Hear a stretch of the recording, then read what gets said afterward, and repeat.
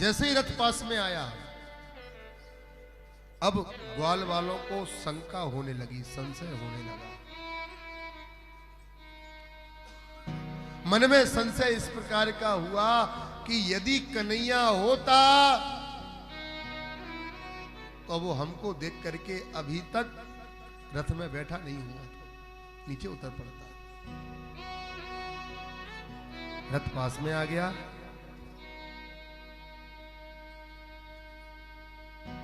पास में रथ आ गया। ब्रजवासी समझ गए कि कन्हैया नहीं है। उद्धव निकले। उद्धव ने प्रणाम किया, मैं जय श्री कृष्ण, मैं उद्धव हूं, कृष्ण का मित्र हूं, आपके लिए संदेश लेकर के आया हूं। ब्रजवासी बोले, परसों की कह के गया, बरसों बीत गए, आज तक नहीं आया, और आज अगर याद भी आई तो तुम्हें भेज दिया, खुद नहीं आ सकता। कोई बात नहीं, बड़ा हो गया, बताओ। हृदय कंठ भर रहा है, वाणी अवरुद्ध हो रही है ब्रजवासियों की। बताओ, मैं नंद यशोदा से मिलना चाहता हूं, किधर भवन है? ब्रजवासी बोले, उद्धव, ये पानी का पनारा दिख रहा है, इस पानी के जल स्रोत के सहारे चले जाओ, सीधे नंद भवन पहुंच जाओगे। उद्धव, ये पानी उपभोग किया हुआ पानी का जल स्रोत नहीं है। जब से कन्हैया गए हैं, बाबा नंद, मैया यशोदा ने इतना रुदन किया है कि उनके नेत्र जल का ये जल स्रोत बन के तैयार हो गया है। नंद भवन पर पहुंचे, एक एक ईंट से आवाज आ रही है, जय श्री कृष्ण, जय श्री कृष्ण। उद्धव बोले, मैं कृष्ण का मित्र हूं, प्रणाम कर रहा हूं। यशोदा बोली, चुप रहो, जरा धीरे बोलो, अभी अभी सोया है, अभी अभी सोया है। उद्धव बोले, मैं भी दर्शन करना चाहता हूं, मैं भी दर्शन करना चाहता हूं, कहां सोया है?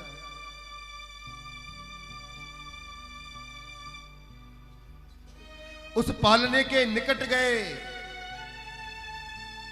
जहां पर कभी कन्हैया सोया करते थे, और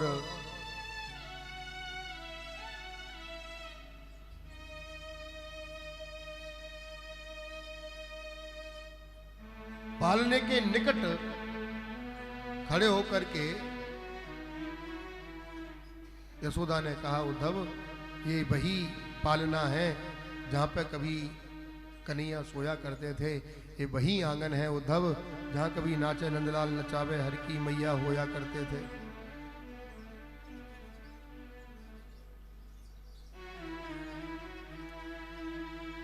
ये वही आंगन है। बाबा नंद आए। संजय, सामने से हटो।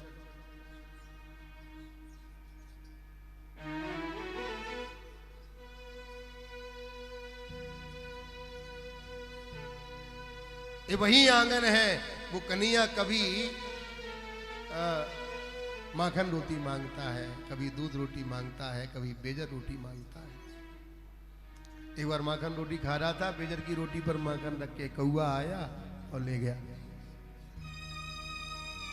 रो रो करके कन्हैया ने गजब कर दिया, उद्धव, दूर भरे अगर सोभत स्वामजू, कैसी बनी सिर चूनर चोटी, खेलती खात फिरत अंगना, पग पैजनी बाजत पीरी कछोटी, और बा छवि को रस कहान बिलोकत के हर काम कला निधि कोटी, और बा काग के भाग कहा कहियो, हरि हाथ सो ले गयो माखन रोटी। बाबा नंद आए। बाबा नंद ने उद्धव से कहा, उद्धव, यशोदा तो बावली हो गई है, इसका लड़का चला गया, इसकी बातों को बहुत जाना मत लेना। अब तुम बताओ उद्धव, कैसा? सच बताना, कभी हमारी याद करता है? कभी तो पूछता होगा। उद्धव बोले, उन्हीं ने भेजा।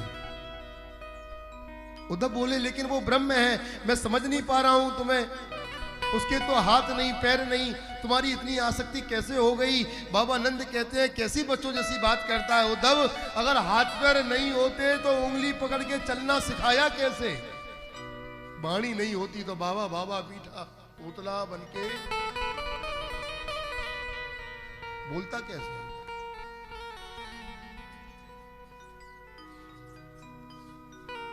ध्यान रखना, उद्धव का ज्ञान हास्यास्पद नहीं है, उद्धव का ज्ञान भी दिव्य है, लेकिन नंद बाबा की भक्ति भी अनोखी है।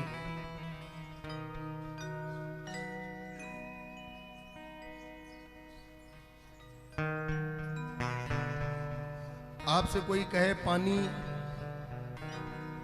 कोई पानी की याचना करे कि पानी पिला दो, और पानी की जगह आप पानी का ज्ञान देना चालू कर दें, पानी पानी का नहीं है, सर्वत्र पानी पानी तो है। यद्यपि आप सही कह रहे हैं, लेकिन मेरे भैया क्या पानी के ज्ञान से प्यासे की प्यास बुझ जाएगी?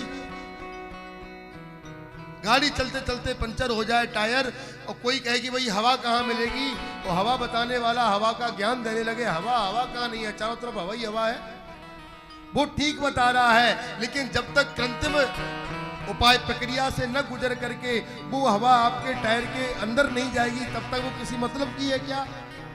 ठीक उसी प्रकार नंद उद्धव का ज्ञान अलौकिक है, लेकिन नंद बाबा की भक्ति भी अनोखी है।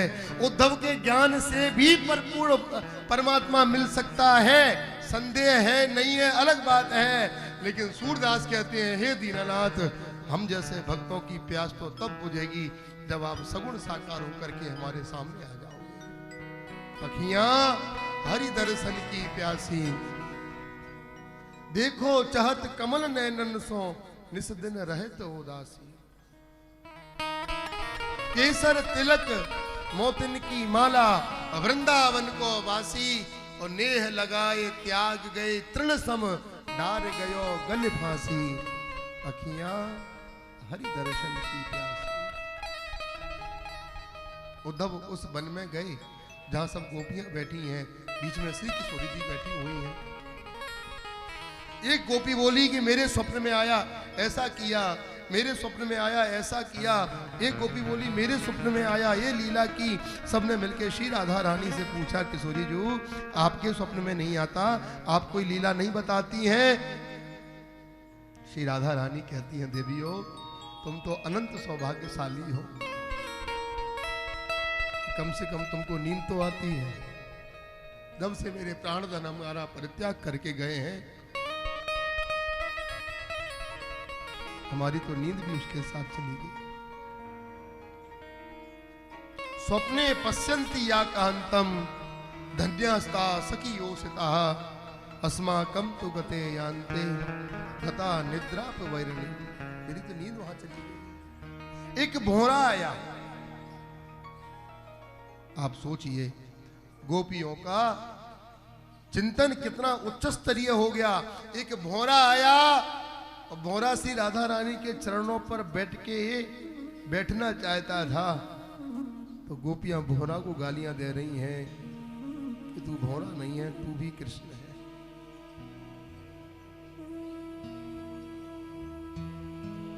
मधुप कितब बंधो मास्म सांग्रहम सपत्न्या, कुछ विलुलित माया कुंकुम स्मस्वभिर्नः, बहत मधुपतिस्तन माननीनाम प्रसादम, यदु सटसि विडम्ब्यम यत्स दूतस्व मित्रक।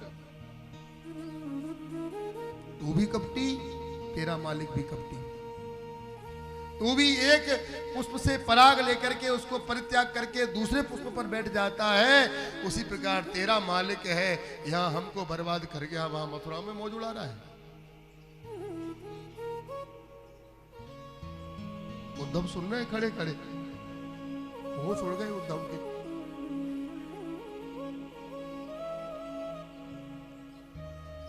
एक गोपी कहती है बहन ये आज का कपटी थोड़ी है, ये तो जन्म जन्मांतर का कपटी है। बलि के यहां पहुंच गया बोना बन के, छोटा सा बन के पहुंच गया, और जब नापने का नंबर आया तो किलोमीटरों का हो गया। ये कपट नहीं है, कोई न्याय है।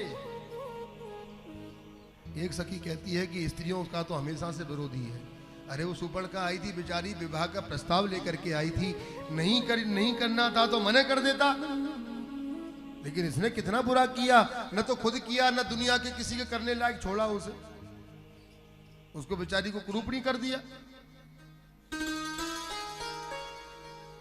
इतना डांटने लगे भगवान को, इतना बोलने लगी कि भौरा जैसे ही उड़ के जाने लगा। अब गोपियां घबरा गईं, अरे बहन हमने पता नहीं अपने प्राण प्यारे को क्या क्या कह दिया, और भौरा सुन के गया है, और वो कन्हैया को जरूर कहेगा कि जिन गोपियों को आप स्मरण करते रहते हो, जिन गोपियों के लिए आप रोते रहते हो, वो गोपियां आपके बारे में ऐसा ऐसा बोलती हैं। अब तो सब गोपियां एकत्रित होकर के एकाग्र भाव से भौरे को हाथ जोड़ के बुला रही हैं, ए भैया भ्रमर वापस आ जाना, ए भैया भ्रमर, अरे हम भी भगवान से उतना ही प्रेम करते हैं, ये तो हमारे हृदय की वेदना है, क्योंकि उसका दर्शन नहीं किया वर्षों से, हमसे सहन नहीं होता।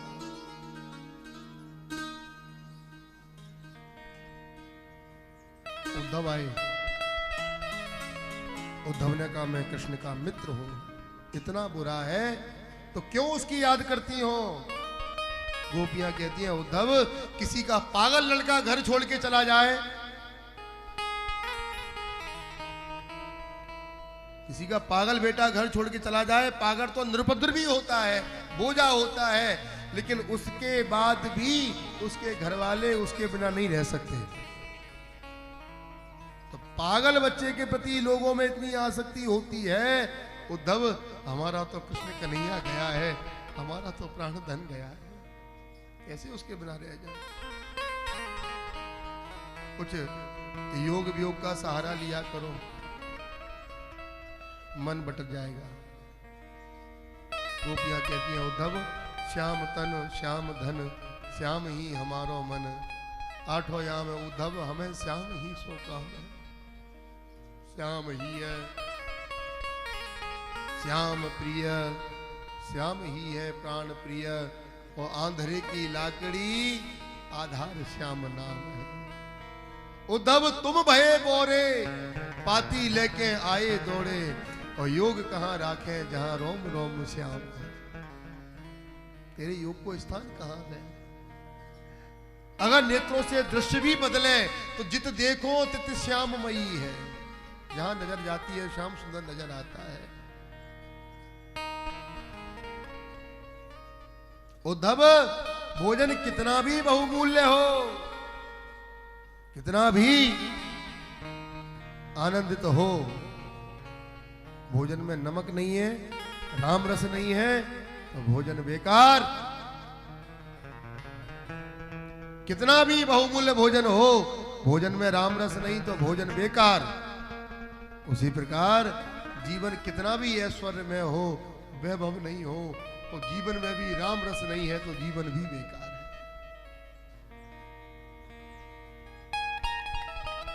उद्धव सुनो, तुम यदि ये सोचते हो कि हम कन्हैया से मिलने के लिए रो रही हैं, ना ना ना, जीवन होता ही कितना बड़ा है उद्धव। आधा जीवन गोविंद के साथ में निकल गया, बाकी का जीवन गोविंद के नाम के सहारे निकल जाएगा। उद्धव हम प्राण निकालना मंजूर करेंगे, पर कभी भी गोविंद के मिलने के लिए मथुरा नहीं जाएंगे। कन्हैया कन्हैया पुकारा करेंगे, लताओं में ब्रज की गुजारा करेंगे, कहीं तो मिलेंगे वो माँ के बिहारी, उन्हीं के चलन चित लगाया करेंगे। उन्होंने रचाए ब्रह्मांड सारे, मगर अब उन्हें हम नचाया करेंगे, उन्हें प्रेम डोरी से हम बांध लेंगे, तो फिर वो कहां भाग जाया करेंगे।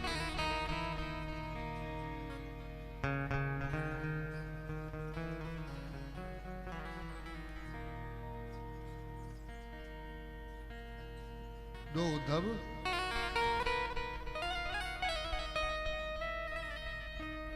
जो उद्धव 2-3 घंटे की बोल करके आए थे ना, उवास कत चिन्ह मासान, कई महीने हो गए, होश नहीं है।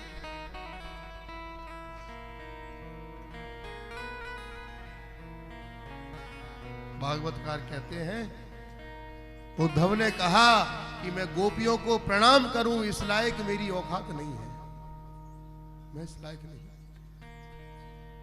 उद्धव ने गोपियों को प्रणाम नहीं किया, उद्धव ने गोपियों की चरणों की धूली को प्रणाम किया। वंदे नंद ब्रज स्त्रीणाम पाद रेणुम अभीक्षण सा, यासाम हर कथो गीतम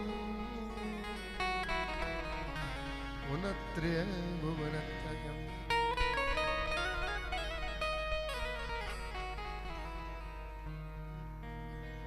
उद्धव कहते हैं गोविंद, कोई जीवन का कोई पुण्य भाव कोई शेष हो तो लता पता पत्र पुष्प बना देना, पर ब्रज वृंदावन का भला है।